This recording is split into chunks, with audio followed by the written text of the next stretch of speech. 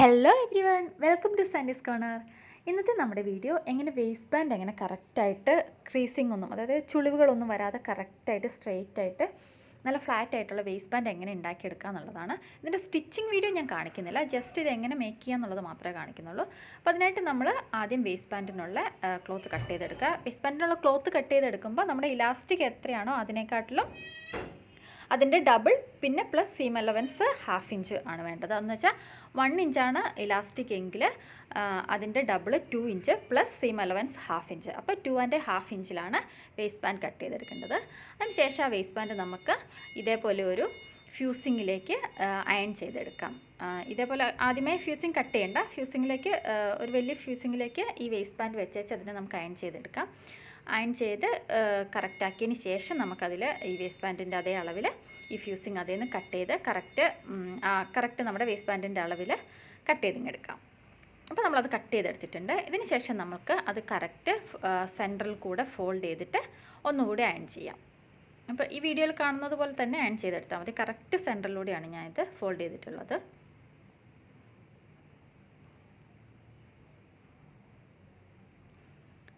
അപ്പോൾ നമ്മളൊക്കെ അത് നല്ലതായിട്ട് ഫോൾഡ് ചെയ്തെടുത്തിട്ടുണ്ട്.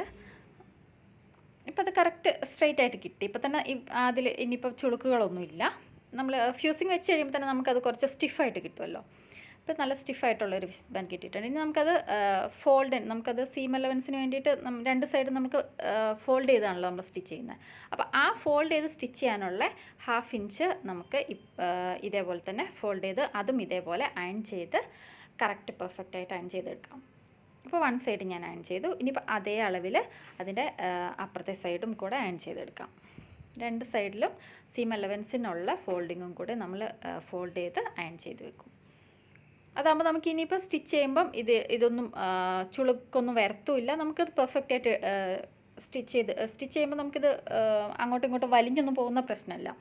സ്റ്റിഫുമാണ്. ഇത് നമ്മൾ ഓൾറെഡി ഫോൾഡും ചെയ്ത് വെച്ചിട്ടുണ്ട്. അപ്പോൾ നമുക്ക് ഇത് ജസ്റ്റ് ഇനി ഒന്നും കൂടെ ആ സെൻറ്റർ ഫോൾഡ് ഒന്നും കൂടി ഒന്ന് അയൺ ചെയ്ത് ഒന്ന് സ്റ്റിഫാക്കാം, വൃത്തിയാക്കാം.